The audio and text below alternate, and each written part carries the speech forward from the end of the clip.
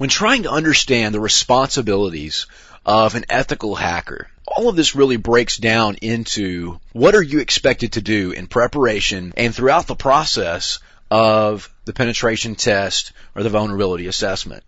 And the first thing that we're going to harp on, and we actually continue to talk about this throughout our course, is using this knowledge and these tools only for the good side, only for legal purposes. Because again, you're going to be under a lot of scrutiny when you're in there performing assessments against these companies.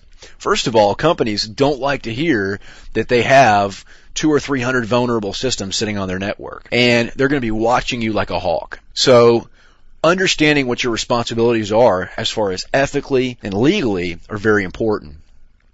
We only want to use our hacking skills to identify issues, keeping in mind that our ultimate goal is to defend the network. In other words, hacking a system and spending a lot of time and resources against a vulnerability that's really not that important is not our goal. We're not there to identify every single little small vulnerability that might exist. We're there to find out what the hackers can see. We want to see it from their perspective, and we want to defend ourselves based on that.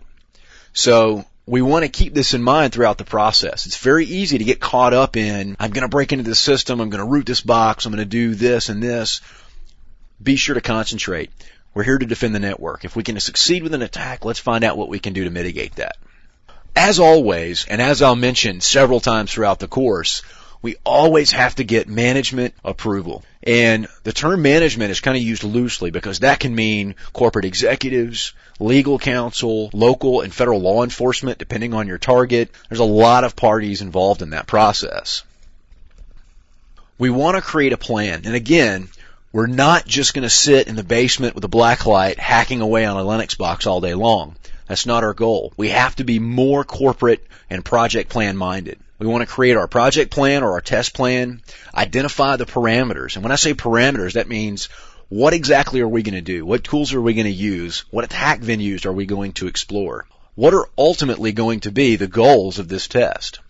In other words, if the goal is to identify one system and the associated vulnerabilities on a particular Tier 1 application, for example, a very important app, that's all we're going to do. We identify that, we establish a timeline, we go in, we perform the work, and we come out with a completed vulnerability assessment or penetration test. We also want to get that plan approved by management. Make sure they understand fully the processes that you're going through so they can identify those if they have any IDS systems running on the network and watch for abnormal activity on the servers. So we want to be clear about our notification. And again, I know I've harped on this a lot already. Your job is to be there to strengthen the network, to help them define those vulnerabilities so that they can protect against them. So always keep that in mind.